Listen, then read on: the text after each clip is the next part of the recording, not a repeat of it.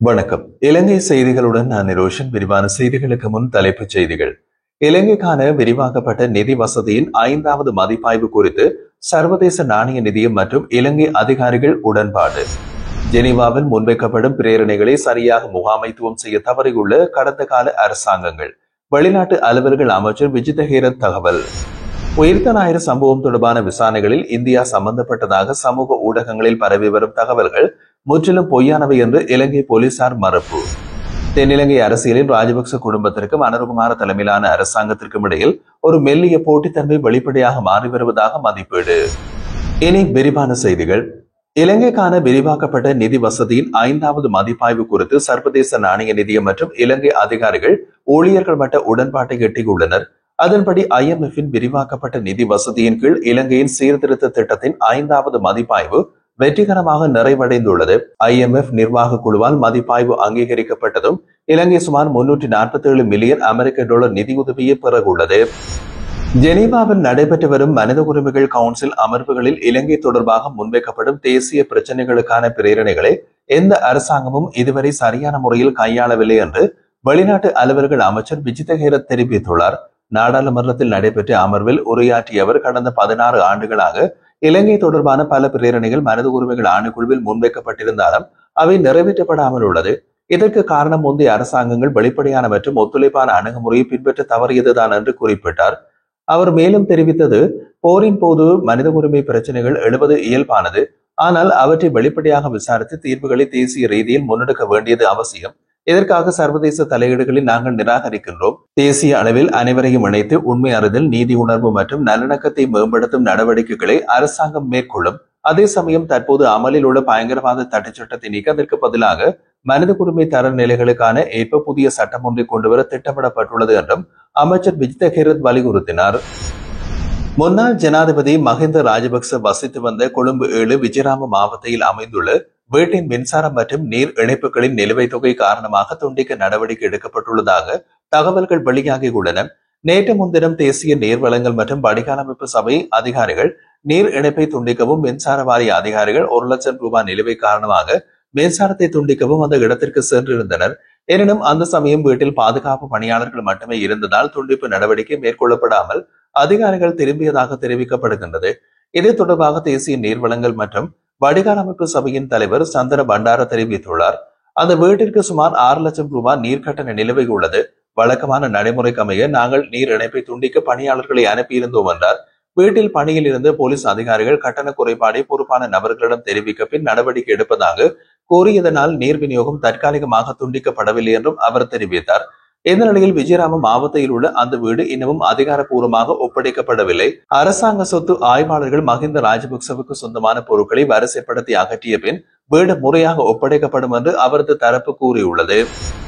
2025ஆம் ஆண்டின் முதல் 8 மாதங்களில் கொழும்பு துறைமுகம் 32.2 பில்லியன் ரூபாய் நிகர லாபத்தை பதிவு செய்துள்ளதாக துறைமுகங்கள், கப்பல் துறை மற்றும் விமான சேவைகள் அமைச்சு அறிவித்துள்ளது. இது 2024ஆம் ஆண்டின் அதே காலகட்டத்தில் பதிவு செய்யப்பட்ட 18.9 பில்லியன் லாபத்துடன் ஒப்பிடுகையில் 13 பில்லியன் அதிகரிப்பாகும்.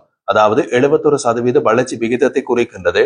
தொடர்ச்சியான மேம்பாட்டு திட்டங்கள் மற்றும் சேவை செயல்திறன் உயர்திறன் விளைவாக கொள்கலனை கையாளுதல் 2024ஆம் ஆண்டின் இதே காலத்துடன் ஒப்பிடும்போது சுமார் 6% வளர்ச்சி கண்டுள்ளது. இலங்கை துறைமுக அதிகார சபையின் தகவலின்படி கிழக்கு முனையம் மற்றும் ஜியா கொள்கலன் முனையம் இதுபோன்ற உள்கட்டமைப்பினை திட்டங்கள் நிறைவடைந்த பின் துறைமுகத்தின் மொத்த திறன் மேலும் விரிவடையும் என்று எதிர்பார்க்கப்படுகின்றது. அத்துடன் கொழும்பு துறைமுகத்தை ஒரு பிராந்திய பரிமாற்ற மையமாக வலுப்படுத்தும் எதிர்கால திட்டங்களை நடைமுறைப்படுத்துவதற்கும் இந்த லாபங்கள் பயன்படுத்தப்படும் என்று அதிகார சபை தெரிவிக்கின்றது. உயிர்த்த ஞாயிறு தற்கொலை குண்டு தாக்குதல் தொடர்பான விசாரணைகளில் இந்தியா சம்பந்தப்பட்டதாக சமூக ஊடகங்களில் பரவி வரும் தகவல்கள் முற்றிலும் பொய்யானவை என்று இலங்கை போலீசார் தெரிவித்துள்ளனர். பொது பாதுகாப்பு அமைச்சின் செயலாளர் ரவி செனவரத்ன உயர்நிலை பதவிகளுக்கான நாடாளுமன்ற தெரிவுக்குழுவில் தாக்குதல்களின் பின்னணியில் இந்தியா செயற்பட்டது என்று கூறியதாக பரவி வரும் செய்திகளில் எந்தவித உண்மையும் இல்லை என்று போலீசார் வலியுறுத்தியுள்ளனர். இந்த வகையான தகவல்கள் முற்றிலும் தவறானவை என்றும் பொதுமக்களாக தவறாக வழிநடத்தும் நோக்கத்துடன் பரப்பப்படுகிறது என்றும் போலீசார் குறிப்பிட்டுள்ளனர். இதனையடுத்து இத்தகைய போலியான செய்திகளை பரப்புவோரை கண்டறிந்து விசாரணை நடத்துமாறு போலீஸ் மா அதிபர் பிரியந்த வீரசூரிய அதிகாரிகளுக்கு அறிவுறுத்தியுள்ளதாகவும் சம்பந்தப்பட்டவர்களுக்கு எதிராக சட்ட ரீதியான நடவடிக்கைகள் எடுக்கப்படும் என்றும் தெரிவிக்கப்பட்டுள்ளது. இதேவேளை இந்த விவகாரம் நாடாளுமன்றத்திலும் எடுத்துரைக்கப்பட்டது. நாடாளுமன்ற உறுப்பினர் தயாசிரி ஜெயசேகர தெரிவிக்கையில், நேற்றைய தினம் நடைபெற்ற உயர்நிலை பதவிகள் தெரிவுக் குழுவில் பாதுகாப்பு அமைச்சின் செயலாளர் ரவி சினவரத்ன இயேசு தாக்குதல் தொடர்பான சில தகவல்களை வழங்கினார். நிசாம் காரியப்பர் எழுப்பிய கேள்விக்கு பதிலாக அவர் தாக்குதல்களின் பிரதான சூத்திரதாரி அடையாளம் காணப்பட்டதாக கூறினார். எனினும் இந்தியா சம்பந்தப்பட்டதாக அவர் கூறியதாக எனக்கு நினைவில்லை என்று கூறினார். அத்துடன் இவ்வாறான குழுக்களில் பேசப்பட்ட விவரங்களை சமூக ஊடகங்களில் குறிப்பாக ட்விட்டரில் வெளியிடுவது பொருத்தமற்றது.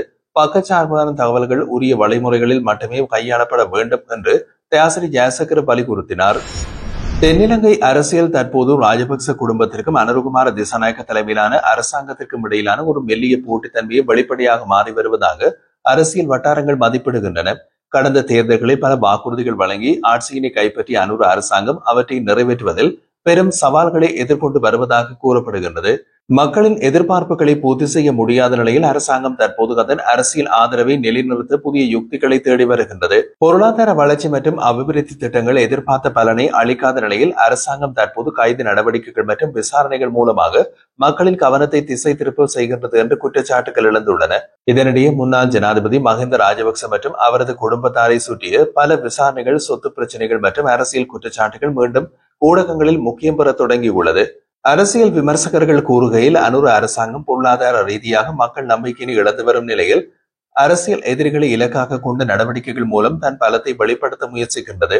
குறிப்பாக ராஜபக்சேக்களை மையப்படுத்திய விசாரணைகள் அரசாங்கத்தின் நிலைத்தன்மைக்கான ஒரு அரசியல் நாடகமே ஆகும் என்று அவர்கள் சுட்டிக்காட்டுகின்றனர். இதனால் தற்போதைய சூழலில் தென்னிலங்கை அரசியலின் முக்கிய மையப்புள்ளி அனுர அரசாங்கம் மக்களின் நம்பிக்கையை மீட்டெடுக்க முயற்சிக்கின்றதா அல்லது ராஜபக்சேக்களை பலியெடுக்கிறதா என்ற கேள்வியாக மாறியுள்ளது.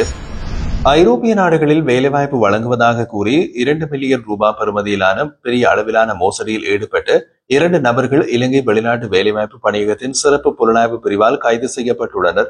கைது செய்யப்பட்டவர்கள் மாவநிலவை சேர்ந்த வெளிநாட்டு வேலைவாய்ப்பு துறையில் பல வருட அனுபவம் கொண்ட நபரும் கம்பஹாவை சேர்ந்த ஓய்வு பெற்ற ராணுவ அதிகாரியும் ஆவர். நேர்கொழும்பில் பதிவு செய்யப்பட்ட வேலைவாய்ப்பு நிறுவனம் என்ற பெயரில் கடந்த 1.5 ஆண்டுகளாக இயங்கி வந்த இந்த நிறுவனம் ஹங்கேரி, நெதர்லாந்து மற்றும் பின்லாந்து போன்ற நாடுகளில் செவிலியர் பணிகளை வழங்குவதாக கூறி பல்வேறு பகுதிகளில் வசிக்கும் நபர்களிடமிருந்து பணம் வசூலித்து வந்துள்ளது. ஆனால் பணம் வழங்கப்பட்ட பிறகும் வாக்குறுதி அளித்தபடி வேலைவாய்ப்புகள் வழங்கப்படாததால் பணியகத்திற்கு இதுவரை 20 புகார்கள் கிடைத்துள்ளன.